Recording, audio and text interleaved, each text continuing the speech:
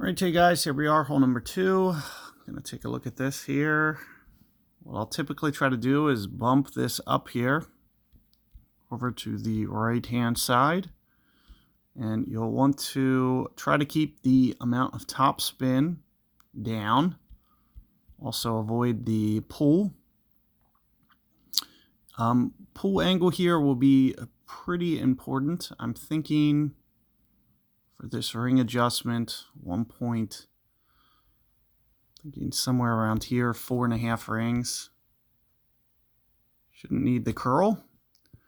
The side spin should suffice. Most important thing is you're going to be able to get your ring play correct, and you'll see that it rolls out. If you try to put too much top spin, you run the risk of running through this fairway. Much better to try to keep that top spin down 4.5 on kind of the absolute max, and just make sure that it doesn't sneak through into that rough. If you have the luxury of the Kingmaker, that's going to help, especially with the approach, try to get a little bit more dialed. But it's also going to be, dependent upon the wind that they give you. Sometimes you might have a 9, sometimes you might have a 7.5. So it really can just kind of vary, and you never know what to expect.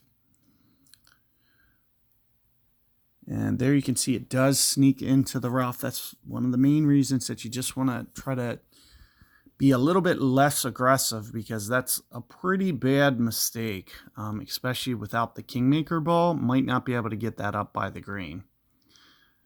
Typically what you'll see, I'll typically do some sort of kind of wind effect play here. I'm thinking right around 2-ish grids. In this situation, pretty close. Maybe just a little bit light of 2 grids here. And then at the +7 territory, I'm thinking somewhere in the neighborhood of 8.5-ish on the ring play. Oh, that's only 7.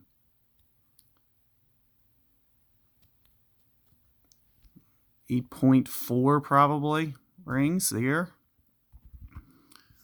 So let's just see how this comes in. And sure enough, right into the cup. So you're going to have good opportunity there to be able to roll that in, especially if you can be kind of precise with your ring and always thinking about that wind effect. So keep in mind, that's what I was doing with my offset set at the beginning, was kind of predicting the way that the ball guide was changing. And then aside from that, I just used normal rings. So for me, I was thinking at the +7 range, maybe somewhere in the neighborhood of 8.4 on an 8.7 was probably ballpark, more or less what I needed to do. So there you have it. Good luck, and I'll see you guys on the next one.